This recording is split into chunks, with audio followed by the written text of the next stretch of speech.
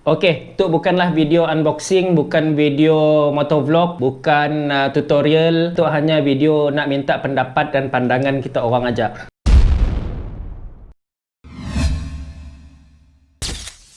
Okey guys, Assalamualaikum. Welcome to Encik Apek Channel. Bagi kita orang yang baru nangga Encik Apek Channel, tolong saya klik butang subscribe yang ada dekat di bawah ya. Okey, untuk video kali tu saya nak minta pendapat kita orang yang ada ilmu dalam bidang videografi tu, yang pakar dalam bidang pemilihan kamera. Saya dalam usaha nak upgrade barang-barang yang ada di mini studio saya lah. Jadi apa yang ada dalam fikiran saya ialah saya nak upgrade kamera. Tapi saya sih tahu sama ada saya nak upgrade mirrorless ataupun saya nak upgrade ke DSLR. Antara kamera yang saya aim ialah untuk DSLR saya aim 200D Canon Canon 200D, Canon 250D ataupun 200D Mark II, dan sikit-sikit Canon EOS 800D. Okey, dalam kategori DSLR lah. Tiga-tiga kamera tu APS-C sensornya.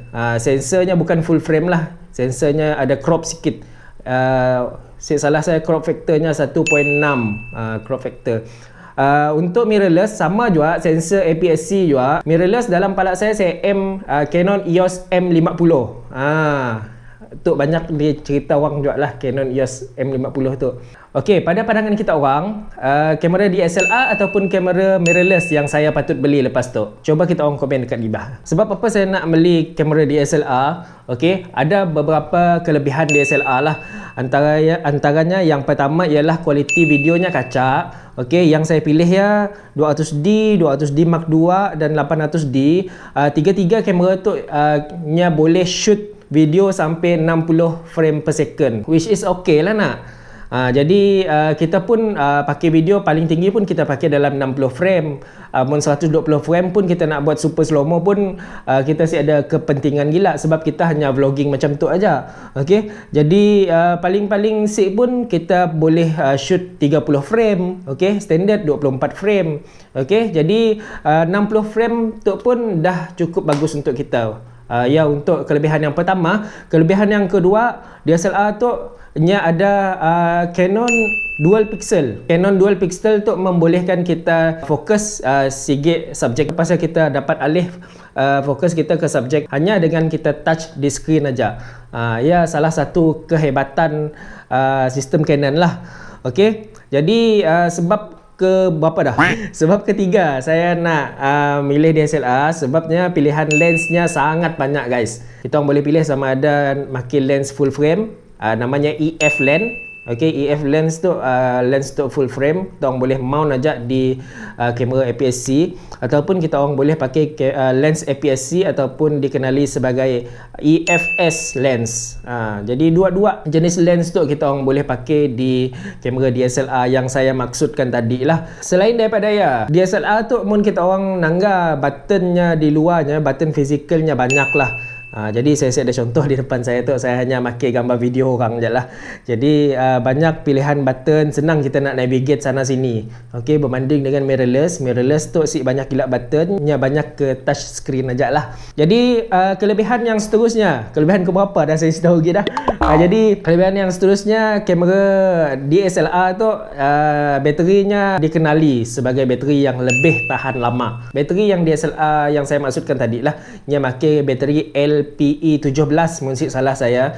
Bateri boleh kita orang boleh shoot gambar sampai 600 ke 700 saya lupa dah. Baterinya nang tahan lama lah guys berbanding dengan bateri mirrorless. Okey, saya pun tahu sebab apa mirrorless baterinya kenanya bateri mirrorless pakai bateri yang sama macam DSLR nak. Kelebihan yang seterusnya, kamera DSLR tu kita orang akan nampak lebih pro. Sebabnya besar nak. Kita orang akan nampak lebih hebat lah pakai DSLR. Ya, saya rasa sih penting lah. Aduh, nampak pro. Dan yang terakhir ialah kamera DSLR tu dari segi keselesaannya kita nak pegang senang lah. Grip di tangannya bagus. Okey, sip macam mirrorless. Mirrorless tu mun kita pegangnya rasa macam selesa sikit lah. Ya, antara pros kamera DSLR lah. Yang saya maksudkan tadi 200D, 250D dan 800D. Okey, jadi untuk keburukan ataupun cons kamera DSLR, yang pertama tubuhnya besar, bulky. Kita orang nak ambil sana sini pun susah. Nampak pun kita orang nak ambil gambar, kita orang nak ambil gambar scenery je pun, kita orang nak ambil gambar apa nama di tepi tasik ke, kita orang ambil bag yang besar. Menyusahkan nak. Kelemahan DSLR yang saya maksudkan tadi juga, 200D, 250D titik autofocusnya hanya 9 titik autofocus. Dan untuk kamera 800D mesti salah saya 45 ataupun 49 macam yalah titik autofocusnya. Untuk kita orang nak ambil video, untuk memastikan muka kita orang memang kita orang yakin muka kita orang di autofocus kan, untuk DSLR agak kurang yakin lah.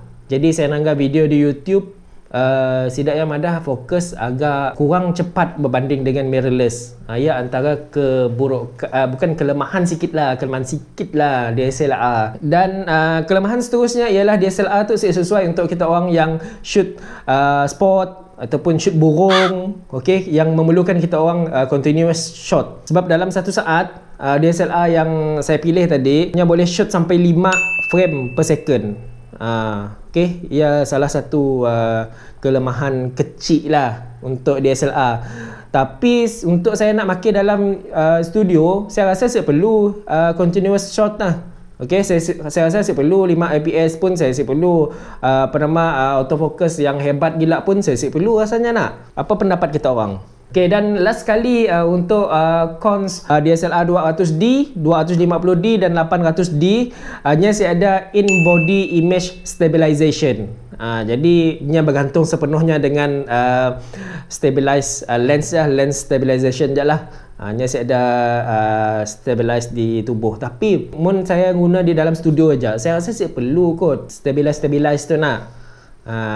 Jadi harganya lebih kurang je dengan mirrorless. Tak orang rasa ni satu yang bagus. Okey, kita pergi yang seterusnya. Mirrorless M50.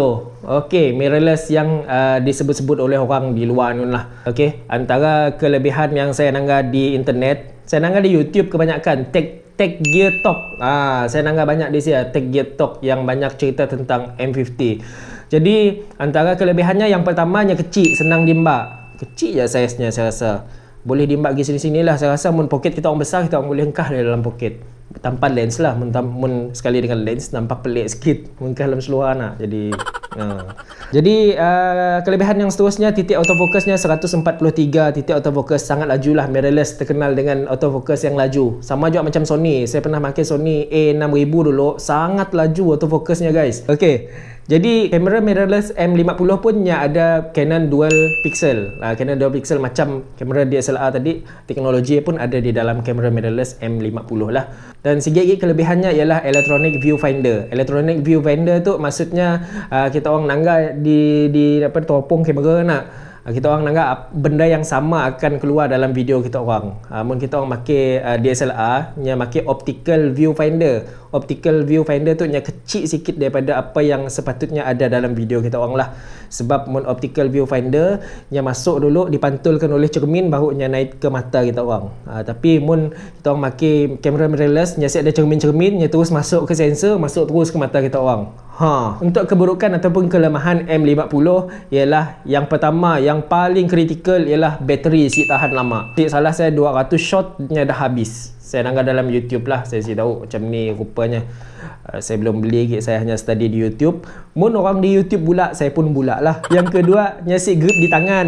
Nyasik grip di tangan, nya kecil, jadi kita susah. Mun kita dah makin lens yang besar, bodinya kecil, jadi rasa macam sengkol sikit anak. Jadi yang ketiganya, apabila kita main kamera kecil, kita nampak macam si Pro lah. Nampak macam dia kecil nak main kamera. Macam dulu kan ada kamera yang pakai Kodak kan nak.